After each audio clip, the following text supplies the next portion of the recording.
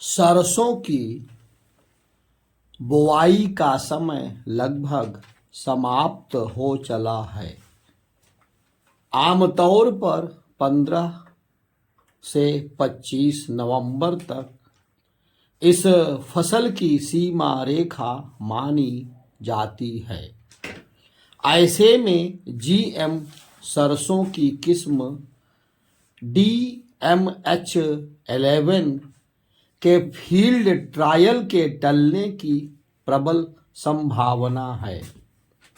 Supreme court में सुनवाई लंबित होने के कारण इस पर अभी कोई सकारात्मक संदेश प्राप्त नहीं हो पा रहे हैं।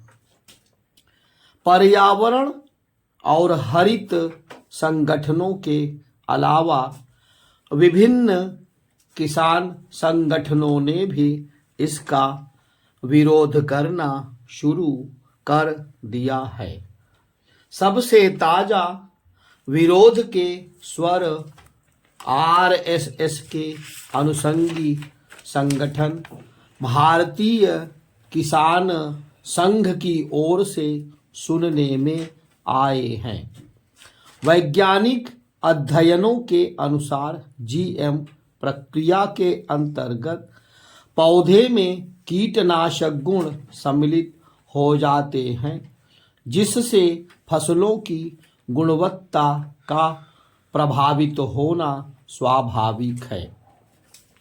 प्रसिद्ध कृषि विज्ञानी MS स्वामीनाथन जीएम फसलों के प्रयोग से पहले भूमि परीक्षण अनिवार्य करने की सिफारिश कर चुके हैं।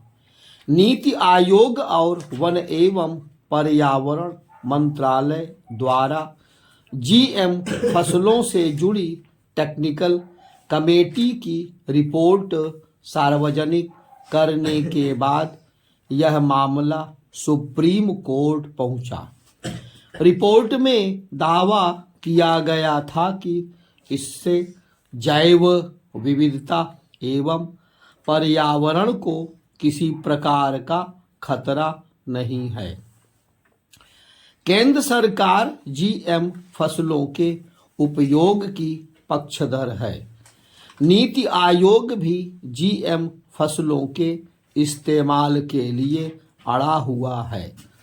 जीएम फसलों के समर्थकों का दावा है कि इनके प्रयोग से फसलों का उत्पादन बढ़ेगा और देश की खाद्यान्न समस्या का समाधान हो जाएगा।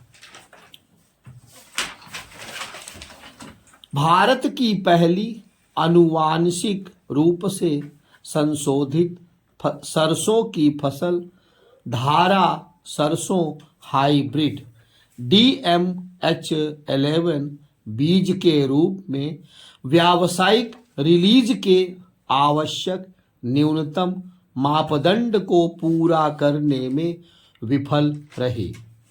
भारतीय कृषि अनुसंधान परिषद द्वारा पिछले रबी सीजन में 6 अलग अलग स्थानों पर किए गए क्षेत्रीय परीक्षणों के परिणामों के अनुसार DMH11 की उपज लगभग 26 क्विंटल प्रति हेक्टेयर और तेल की मात्रा 40% है। कहा जा रहा है कि इसका वजन 1000 बीजों पर लगभग 3.5 ग्राम है, जो कि बीज किस्म के रूप में अधिसूचना के लिए पात्र होने के लिए 4.5 ग्राम के मानक से कम है। वैसे प्रति 1000 बीज 5 से 5.5 ग्राम कम वजन वाले बीज सरसों की फसल की मशीनीकृत कटाई को मुश्किल बनाते हैं। मशीनीकृत कटाई के दौरान कम वजन वाले सरसों के बीज उड़ जाते हैं। इसलिए उत्तरी क्षेत्र के किसानों द्वारा इसे पसंद नहीं किया जाता है, जहां यह व्यापक रूप से उगाया जाता है। किसान संगठनों के विरोध का एक कारण मधुमक्खी पालन में आने वाली परेशानी भी है। कन्फेडरेशन ऑफ एग्रीकल्चरल CAI के अनुसार GM सरसों की खेती की शुरुआत होने पर शहद उत्पादन के बर्बाद होने की आशंका है। इससे 10 लाख मधुमक्खी पालकों की आजीविका पर संकट आएगा। मधुमक्खियों के परागण में सरसों की खेती का अहम योगदान होता है। ज़्यादातर जगहों पर चिकित्सकीय गुणों की वजह से GM मुक्त सरसों के शहद की मांग है। ऐसे में विदेश में भारी मात्रा में होने वाला शहद निर्यात ठप हो सकता है। सरकार एक तरफ ऑर्गेनिक खेती को बढ़ावा देने के लिए किसानों को प्रोत्साहित कर रही है, तो दूसरी तरफ इस प्रकार की नीतियां लाकर खेती में रसायनों के प्रभाव को बढ़ा रही है। विश्व के अन्य भागों में भी GM फसलों के प्रभाव अच्छे साबित नहीं हुए हैं। अमेरिका में 1% भूभाग में GM मक्के की खेती की गई, जिसने 50% गैर GM खेती को संक्रमित कर दिया। उत्पादन बढ़ाने की होड़ में चीन ने भी अपनी जमीन पर GM धान एवं मक्के की खेती की, मगर 5-6 वर्षों में ही वहां के किसानों को नुकसान उठाना पड़ा। वर्ष 2014 के बाद से वहां GM खेती बंद हो गई। GM फसलों के पैरोकार तीसरी दुनिया के मुल्कों को डरा रहे हैं कि वर्तमान में करोड़ों लोग भूखे सोते हैं। इसलिए GM फसलों के जरिए अतिरिक्त उत्पादन कर इसका मुकाबला संभव है। भारत खाद्यान्न उत्पादन में न सिर्फ आत्मनिर्भर हो चला है, बल्कि गेहूं, धान, सब्जी और फलों आदि का ऊंचे पैमाने पर निर्यात भी कर रहा है। यह एक दुष्प्रचार अधिक है कि GM फसलों से ही कृषि उत्पादकता बढ़ाई जा सकती है। 1951-52 के दौरान देश में मात्र 5.2 करोड़ टन अनाज का उत्पादन होता था, लेकिन आज बिना GM तकनीक के ही 27 करोड़ टन अनाज का उत्पादन हो रहा है। इसी वर्ष केंद्र सरकार के अनुमान के मुताबिक यह आंकड़ा 27.5 करोड़ टन रहने की उम्मीद है।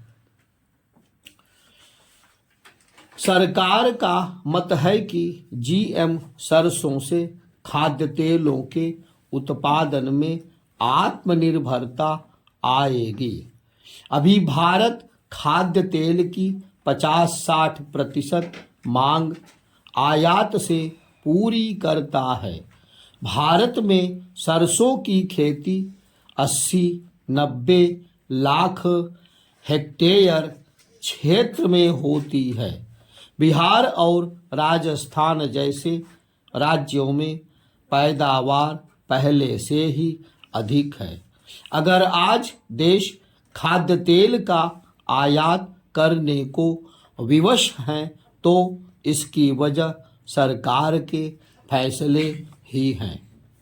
वर्ष 1985-86 में केंद्र की राजीव गांधी सरकार द्वारा आयात पर निर्भरता घटाने के उद्देश्य से तिलहन प्रौद्योगिकी मिशन की शुरुआत की गई।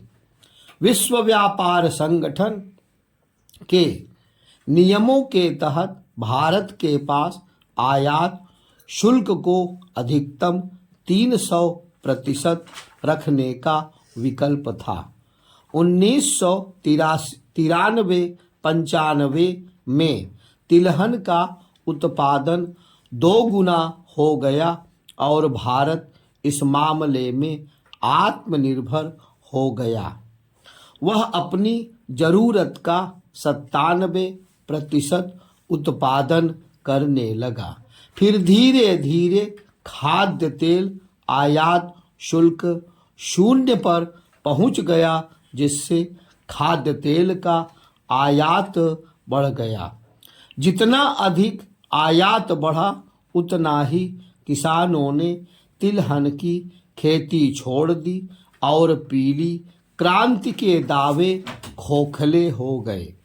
सरसों का न्यूनतम समर्थन मूल्य बढ़ाकर किसानों को प्रोत्साहन देने की आवश्यकता है। इससे किसान भी आत्मनिर्भर होंगे और पीली क्रांति भी संभव है।